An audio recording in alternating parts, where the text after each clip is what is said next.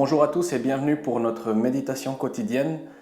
Je vous inviterai à ouvrir avec moi la parole de Dieu, la Bible, dans Philippiens au chapitre 1er. Nous lirons à partir du verset 27. Philippiens 1, verset 27. Et avant de lire ensemble, je vous invite à avoir un moment de prière pour que le Seigneur puisse, au travers de ce moment, nous faire du bien, nous visiter et que sa parole nous permette aussi de vivre concrètement quelque chose aujourd'hui et dans les jours qui viennent. Seigneur, merci pour ce temps de méditation. Merci pour la liberté que nous avons de partager au travers d'Internet, Seigneur, ta parole. La liberté que nous avons aussi de pouvoir l'ouvrir sans la crainte d'être persécuté ou d'être interrompu par des groupes qui voudraient nous empêcher de vivre notre foi. Donc merci pour cette liberté. Alors nous voulons en profiter, nous voulons pleinement, Seigneur, nous plonger dans ta parole. Seigneur, qu'elle soit notre guide, qu'elle nous encourage, qu'elle nous fortifie, qu'elle nous dirige, qu'elle nous conseille. Et nous savons combien ta parole elle est encore efficace. Alors nous te remettons ce temps de partage afin que ta parole nous fasse du bien, qu'elle nous parle de ta part. Et Seigneur, que nous puissions aussi concrètement, Seigneur, vivre des choses avec toi parce que ta parole nous a parlé. Amen. Amen. Nous sommes donc dans Philippiens au chapitre 1er, verset 27. Voilà ce qui est dit. Seulement conduisez-vous d'une manière digne de l'évangile de Christ, afin que soit que je vienne vous voir, soit que je reste absent, j'entende dire de vous que vous demeurez ferme dans un même esprit, combattant d'une même âme pour la foi de l'évangile, sans vous laisser aucunement effrayer par les adversaires, ce qui est pour eux une preuve de perdition, mais pour vous de salut, et cela de la part de Dieu, car il vous a fait la grâce par rapport à Christ, non seulement de croire en lui, mais encore de souffrir pour lui en soutenant le même combat que vous m'avez vu soutenir et que vous apprenez maintenant que je soutiens. Voilà, si vous lisez un petit peu le contexte, et puis on le comprend déjà dans ces versets-là, Paul, nous le savons, à cause de la foi, à cause de sa mission, à cause de sa fonction d'apôtre et tout simplement de prédicateur de l'évangile à laquelle nous sommes tous appelés à servir, a connu des souffrances particulières, lapidé, laissé pour mort. Et nous savons que Paul, dans son épreuve, dans l'opposition, quand même continue l'œuvre de l'annonce de l'évangile parce qu'il sait la valeur de cette œuvre-là. Donc Paul, il parle des difficultés, des épreuves. Il s'adresse aux Philippiens, il dit aussi qu'eux sont en train d'apprendre ce combat-là. Et puis c'est le verset 27 que nous avons lu en premier qui m'interpelle particulièrement. Il est dit « Seulement conduisez-vous d'une manière digne de l'évangile de Christ, soit que je vienne, que je sois présent, que je sois avec vous, ou alors que je reste absent, que je ne sois pas là. » Vous savez comment parfois quand l'autorité est absente, on peut se relâcher, on peut non pas observer ce qui est demandé. On imagine un professeur, j'ai le souvenir parfois au collège, au lycée, lorsque le professeur sortait de la classe, pour X raisons, la salle restait seule, et puis on était un petit groupe de perturbateurs, et tout de suite c'était la chose. On peut aussi penser des fois aux enfants, quand les parents ne sont pas là, quand ils sont absents, il n'y a pas ce même respect des règles et des normes, et parce que l'autorité est absente.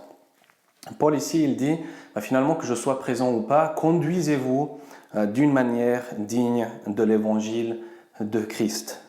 Et cette parole m'interpelle parce que c'est vrai que nous sommes appelés, nous, à vivre d'une manière digne de l'évangile aussi, qu'importe la présence de personnes autour de nous. On pense parfois être présent à l'église, on peut penser quand il y a la présence d'un chrétien ou aussi d'un responsable d'église. Et c'est vrai que parfois c'est triste lorsque les comportements diffèrent, de voir quelqu'un dans son lieu de travail et puis après le dimanche matin, et finalement peut-être de ne pas reconnaître la personne, de se dire « oh mais c'est pas la même personne que je connais » parce que les comportements, les attitudes ne sont pas les mêmes. Alors on peut bien sûr être différent dans différents endroits, différentes situations, parfois aussi on s'adapte par rapport à ce qui nous est demandé, il n'y a pas de souci avec ça, mais il y a une règle, il y a une norme qui est là, qui nous est proposée par la parole de Dieu, c'est qu'importe le lieu où nous sommes, qu'importe la présence des personnes autour de nous, conduisons-nous d'une manière digne de l'évangile de Christ. Être vraiment au diapason de ce que l'évangile, la bonne nouvelle de l'évangile de Christ nous demande de vivre. Vous savez que ce Christ-là nous permet d'être chrétien, ce qui veut dire aussi petit Christ, et finalement de pouvoir lui ressembler, finalement de pouvoir marcher dans ses voies et aussi de communiquer ce même message d'espérance et d'espoir pour l'humanité. J'ai entendu une fois une histoire, il me semble, c'est Alexandre le Grand qui appelle un de ses généraux pour le corriger et il s'appelle lui aussi Alexandre. Alors je ne sais pas si l'histoire est vraie, mais en tout cas, celle que j'ai entendue raconte que Alexandre le Grand demande à son général soit de changer de comportement, soit de changer d'attitude, car il ne serait pas digne de s'appeler Alexandre comme Alexandre le Grand. Donc du coup, cette histoire, bien sûr, trouve aussi un écho par rapport à ce que nous avons vu dans la parole de Dieu. C'est la bonne nouvelle de l'Évangile, c'est la norme que Dieu nous donne, c'est finalement ce que nous sommes appelés à vivre qui compte, et non pas de jouer un espèce de jeu de rôle parce qu'on veut paraître ou on veut faire semblant. Nous savons que le Seigneur, lui, est toujours présent. Il est toujours présent en esprit, il est toujours présent avec nous, il habite en nous, si nous sommes des chrétiens nés de nouveau. Et lui, eh bien, il n'est pas comme l'apôtre, absent, il n'est pas comme un chrétien qui pourrait être absent, ou d'un pasteur, ou d'un responsable d'église. Mais le Seigneur, lui, est toujours présent. Que Dieu nous aide, c'est le défi auquel nous sommes tous confrontés au quotidien, dans le monde dans lequel on vit, à faire face aux tentations, aux difficultés, parfois à des situations où notre caractère, notre résidu charnel encore voudrait prendre le dessus.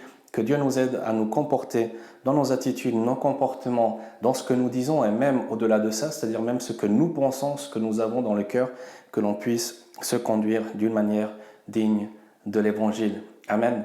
Voilà le défi dans lequel nous sommes encouragés encore au travers de la parole de Dieu. Dieu est avec nous, Dieu nous accompagne. Nous savons que c'est le défi de l'apôtre Paul auquel il va dire aussi qu'il mène ce combat.